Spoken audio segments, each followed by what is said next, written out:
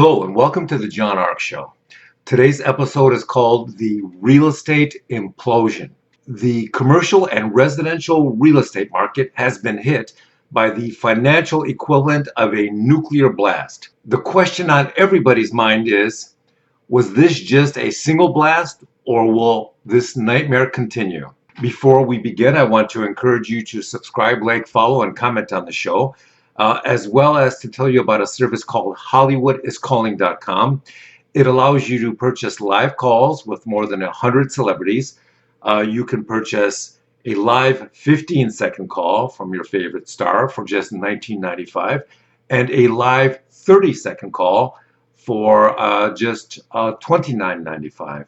You can have a star call someone and wish them a happy birthday or a Merry Christmas, whatever you like. So treat yourself or treat someone you know to a really great gift. HollywoodIsCalling.com. Now let's get started. Here's what our inside sources and our research are telling us. First, the commercial market. This is the market comprised of offices, commercial buildings, and apartment complexes. We're told that this market is essentially frozen. It's locked up. Not much is happening. Almost no business is being conducted. Very little is being bought and very little is being sold now because no one knows how to value these properties at the moment. Why is that? Because many tenants either aren't paying their rent, they're asking for deferrals, or they're simply filing for bankruptcy. When tenants don't pay any or all of their rent, that makes it difficult for landlords to pay their mortgages and their debt. Now, if you're a really strong landlord with large reserves and tons of cash put away, then you can hold out for a while and keep servicing your debt while you hope that things improve. But here's the problem. Landlords watch the economy, they watch the unemployment rates, the collapse of the retail sector, and other indicators, and they see everything getting worse. They continue to see the dollar being depreciated by the enormous printing of money by the government, and they ask themselves, how long will my tenants last before they too have to file for bankruptcy? They ask themselves, should I continue to keep carrying them for a month or two longer, or should I let them go and try and replace them? Now, if I do let them go, how long will it take me to replace them in the middle of an economy like this where companies are failing left and right? And if I do find another tenant, what industry should he be in to prevent them from getting nuked by the next economic tsunami? Obviously, you want to be very careful by renting out to tenants that compete with Amazon. It's best to avoid tenants like that because Amazon is a behemoth that gets stronger and stronger every day, and it knocks its competitors out of business constantly. You want a tenant that is in excellent financial health and that's not going to get destroyed by Amazon. Now, if you're an apartment complex owner and you start evicting your A and B level tenants who have always been paying their rent on time but can't now because the state has been closed, what do? What if your state has recently been reopened but the businesses haven't returned as quickly as we hoped they would because people's savings and their discretionary income has been depleted? What happens next? Does anybody really believe that another round of $1,200 checks will make enough of a difference to restart everything? Nobody knows. Now let's look at the residential real estate nightmare that's happening. Buyers are smelling blood in the water, and so we hear they're lowering their offers by 10% or more. They're also lowballing more properties than they normally would. There's a large number of professional sharks and opportunity hunters out there that are hitting sellers with offers of 50 to 70 cents on the dollar. Their primary goal is to find that 1 out of 50 or that 1 out of 100 sellers that is in such bad financial shape that they'll just accept your lowball offer because it's either that or lose the property entirely. So what's the big weapon that a lot of these professionals and a lot of amateur buyers are now using in their search for opportunities?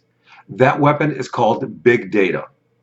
In particular, what they're doing is acquiring the data that allows them to determine how long an individual buyer has owned a property, how much debt they have on it, and how many days it's been on the market. This data gives them an indication of how lowball an offer they can make. It helps them find sellers with the property that still have significant equity, property that has been on the market for a larger number of days.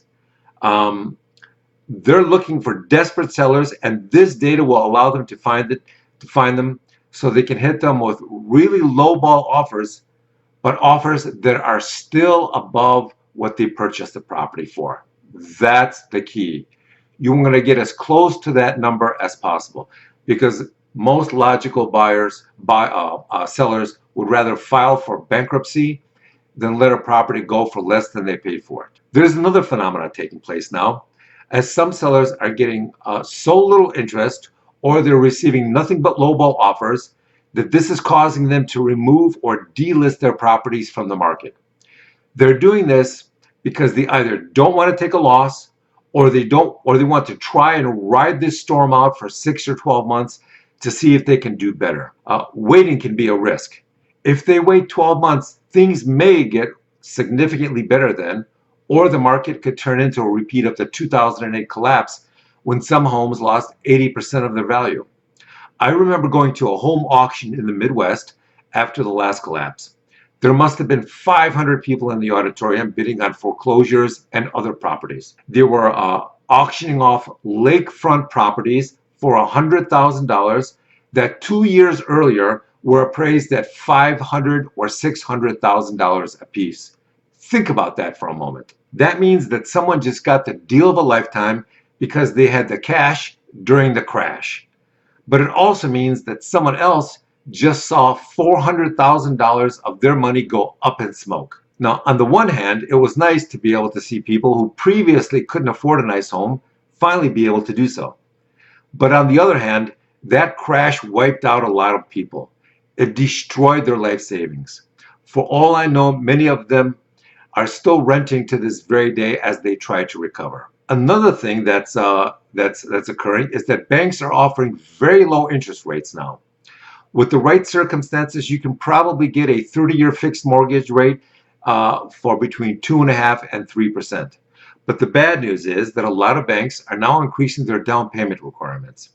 You may have to put $20,000 just to qualify, or I should say, you may have to put down 20% just to qualify. So what direction will all this go in? The big question now is, will things continue to get worse as the real estate tsunami wipes everything out and reduces values and prices dramatically over the next 18 months? Here are the possibilities. These are the options as I see them.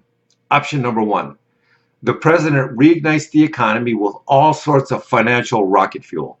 Everything from tax incentives to bailouts to additional deregulation. He may reduce payroll taxes.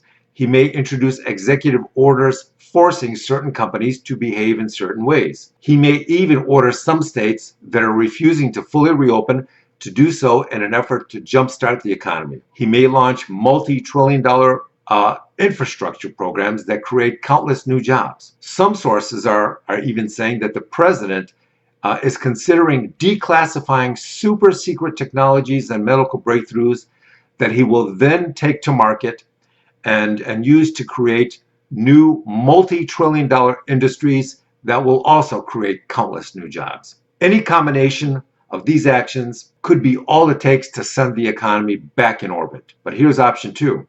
What if the virus hits again in 6 months? What if the economy doesn't reignite?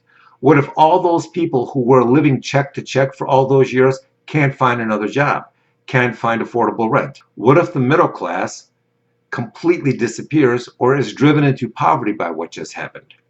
What if the pension funds and Social Security that people were counting on to survive gets depleted or collapses?